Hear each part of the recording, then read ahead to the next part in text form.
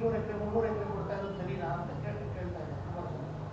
ಸರಿ, ಇವಾಗ ಯಾವುದೇ ಅಭಿವೃದ್ಧಿ ಆಗಬೇಕಾದ್ರೆ ಭೂಮಿಯ ಬಳಕೆ ಭಾಳಷ್ಟು ಮುಖ್ಯ. ನೀವೆಲ್ಲ ಹೇಳ್ದಂಗೆ ಯಾವ ರೀತಿ ಅಭಿವೃದ್ಧಿಯ ದಿಕ್ಕಿನಲ್ಲಿ ಭಾಳಷ್ಟು ಸೂಕ್ಷ್ಮವಾಗಿ ಭೂಮಿಗಳನ್ನು ಬಳಕೆ ಆಗಬೇಕು ಅನ್ನೋದು ಕರೆಕ್ಟ್ ಇದೆ.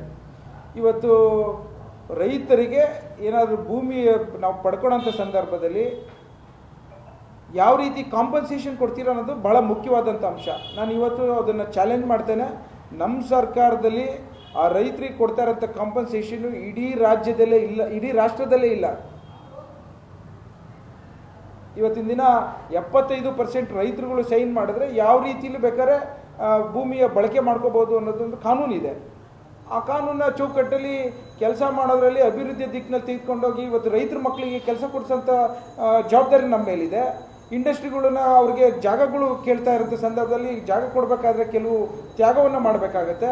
ಆ ತ್ಯಾಗದ ಒಂದು ವ್ಯವಸ್ಥೆಯಲ್ಲಿ ನಾವು ಯಾವ ರೀತಿ ಕಾಂಪನ್ಸೇಷನ್ ಕೊಡ್ತೀವಿ ಅದು ಬಹು ಮುಖ್ಯವಾದಂಥ ಅಂಶ. ಇವತ್ತು ನನ್ನ ಕಂಡಂತೆ ಅಲ್ಲಿ ಸುಮಾರು 2 ಕೋಟಿಯಿಂದ 3 ಕೋಟಿ ರೂಪಾಯಿನ ಕಾಂಪನ್ಸೇಷನ್ ಕೊಡ್ತಿರೋದು ಒಂದು ದೊಡ್ಡ ಕಾಂಪನ್ಸೇಷನ್ ಅಂತಲೇ ನಾನು ಭಾವಿಸ್ತೇನೆ. ಅದಕ್ಕೇನಾದ್ರು ಕಡಿಮೆ ಅನಿಸಿದ್ರೆ ರೈತರು ಬಂದು ಸರ್ಕಾರದ ಜೊತೆ ಮಾತನಾಡ್ತಾರೆ. ಇವರು ರೈತರನ್ನ ಒಕ್ಕಲುಡಿದೇಳಿಸಿ ಅವ್ರನ್ನ ಎಲ್ಲ ರೀತಿಯಲ್ಲೂ ಭಾವನಾತ್ಮಕವಾಗಿ ಸರ್ಕಾರದ ವಿರುದ್ಧ ಎತ್ಕಟ್ಟಂಥ ಪ್ರಯತ್ನ ಮಾಡ್ತಾ ಇರೋದು ಸರಿ ಇಲ್ಲ. ಡಿ.ಕೆ. ಶಿವಕುಮಾರ್ ಅವರನ್ನ ಜೈಲಿಗೆ ಹಾಕತಕ್ಕಂಥ ದಿನಗಳ ಹತ್ತಿರ ಇಲ್ಲ ಅಂತ ಕುಮಾರಸ್ವಾಮಿ ಅವರು ಹೇಳಿದ್ದಾರೆ. ಸಿಎಂ ಹೆಸರಲ್ಲೂ ಕೂಡ ಡಿ.ಕೆ. ಶಿವಕುಮಾರ್ ಅವರು ಇರ್ತಕ್ಕಂಥ ಈ ನಡುವೆ ಅವರನ್ನ ರಾಜಕೀಯವಾಗಿ ಕಟ್ಟಾಗ್ತಕ್ಕಂಥ ಅಥವಾ ಸಿಎಂ ನಿಂದ ಒಂದು ಸ್ಥಾನವನ್ನು ತಪ್ಪಿಸೋದಕ್ಕೆ ಈ ರೀತಿಯ ಷಡ್ಯಂತ್ರ ಡಿ.ಕೆ. ಶಿವಕುಮಾರ್ ಸಾಹೇಬ್ರನ್ನ ಬಂಡೆ ಅಂತ ಅನ್ನೋದು ಈ ಮಾತು ಅಕ್ಷರಶಃ ನಿಜ ಅನ್ನೋದಕ್ಕೆ ಪ್ರತಿಯೊಂದು ದಿನ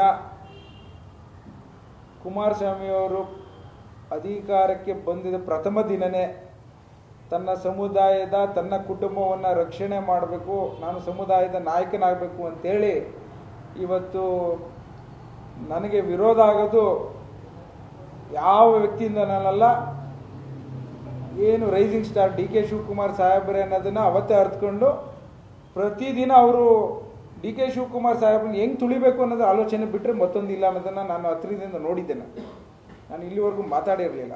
ನೀವು ಹೇಳಿರೋ ಪ್ರಕಾರ ಇವರು ಸಮುದಾಯದಲ್ಲಿ ನಾಯಕತ್ವಕ್ಕಾಗಿ ಈ ಗಲಾಟೆ ನಡೀತಾ ಇದೆ. ಡಿ.ಕೆ. ಶಿವಕುಮಾರ್ ಮತ್ತೆ ಇವತ್ತು ಡಿ.ಕೆ. ಶಿವಕುಮಾರ್ ಸಾಹೇಬರು ಸಮುದಾಯಕ್ಕೆ ಸೀಮಿತ ಅಲ್ಲ, ಇಡೀ ರಾಜ್ಯಕ್ಕೆ ಅವರ ಕಾರ್ಯವೈಖರಿಗಳು, ಸಂಘಟನಾ ಶಕ್ತಿ ಮತ್ತು ನಿರ್ವಹಣಾ ಶಕ್ತಿ ಒಂದು ಸಾಕ್ಷಿಯಾಗಿದೆ. ಇವತ್ತು ಕರ್ನಾಟಕಕ್ಕೆ ಮಾತ್ರ ಸೀಮಿತ ಆಗಿಲ್ಲ, ತಮಿಳ್ನಾಡಿಗೆ ಹೋದರೂ ಒಂದು ಹೆಸರಿದೆ, ಕೇರಳಕ್ಕೆ ಹೋದರೂ ಅವ್ರನ್ನ ಬೈಗಿಸ್ತಾರೆ, ಇವತ್ತು ಆಂಧ್ರ ಪ್ರದೇಶಲ್ಲಿ ಹೋದರೂ ಅವ್ರನ್ನ ನಿರೀಕ್ಷಿಸ್ತಾರೆ, ಉತ್ತರ ಪ್ರದೇಶ ಮಧ್ಯಪ್ರದೇಶಲ್ಲೂ ಅವ್ರ ಥರ ಸಂಘಟನಾ ಶಕ್ತಿ ಇರಬೇಕು ಅನ್ನೋದು ಎಲ್ಲರೂ ನಾಯಕರು ಹೇಳೋಂಥ ಮಾತನ್ನು ನೀವು ನೋಡಿದ್ದೀರಿ.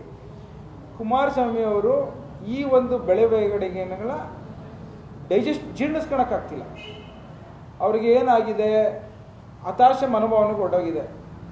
ಆ ಕಾರಣಕ್ಕೋಸ್ಕರ ಡಿ.ಕೆ. ಶಿವಕುಮಾರ್ ಸಾಹೇಬ್ರವರ ಪ್ರತಿಯೊಂದು ನಡೆಗೂ ಅಡಚಣೆ ಮಾಡೋದೇ ಅವ್ರ ಗುರಿಯನ್ನು ಲೆಕ್ಕದಲ್ಲಿ ಹೋಗ್ತಾ ಇದ್ದಾರೆ ಅನ್ನೋದು ನಾನು ಅಂತಿಲ್ಲ, ಪಬ್ಲಿಕರು ಹೇಳ್ತಾರೆ, ಜನಸಾಮಾನ್ಯರು ಹೇಳ್ತಾ ಇದ್ದಾರೆ. ಸೊ ಹಾಗಾಗಿ ಇವತ್ತು ಮತ್ತೊಮ್ಮೆ ನಾನು ಕುಮಾರಸ್ವಾಮಿ ಅವ್ರನ್ನ ಕೇಳ್ಕೊಳೋದು ಇಷ್ಟೇ. ಅವರು 2 ಬಾರಿ ಚೀಫ್ ಮಿನಿಸ್ಟರ್ ಆಗಿದ್ದಾರೆ, ಇವತ್ತು ಮಂತ್ರಿಗಳಾಗಿದ್ದಾರೆ ಕ್ಯಾಬಿನೆಟ್ಟಲ್ಲಿ, ಸೆಂಟ್ರಲ್ ಗೌರ್ಮೆಂಟಲ್ಲಿ. ಅವ್ರಿಗೆ ಅವರ ವಯಸ್ಸಿನ ಅನುಭವ ಭಾಳಷ್ಟು ಜನಕ್ಕೆ ಕೊಡಬೇಕಾಗಿದೆ. ಅವ್ರ ಮಾತಿನ ವೈಖರಿ ಬದಲಾವಣೆ ಆಗಬೇಕಾಗಿದೆ. ಪ್ರತಿ ಬಾರಿ ಅವ್ರಿಗೆ ಯಾರು ವಿರೋಧ ಮಾಡ್ತಾರೆ ಅವ್ರನ್ನೆಲ್ಲರನ್ನೂ ತೇಜೋವಧೆ ಮಾಡೋದು ಬಿಟ್ಟು ಎಲ್ಲರನ್ನೂ ಪ್ರೋತ್ಸಾಹಿಸ್ಬೇಕು. ನಾನೇನು ಅಪೇಕ್ಷೆ ಪಡ್ತೀನಿ, ನಾನು ಇವತ್ತು ಅವರೊಬ್ಬ ಹಿರಿಯ ರಾಜಕಾರಣಿ, ನಮ್ಮ ನಡೆಗಳಲ್ಲಿ ಏನು ತಪ್ಪಿದ್ರೆ ಬೇಕಾದ್ರೆ ಹೇಳಲಿ, ಅದು ಬಿಟ್ಟು ಲೂಟಿ ಅನ್ನೋ ಪದ ಬಳಕೆಗೆ ಎಷ್ಟು ಸರಿ ಅದು?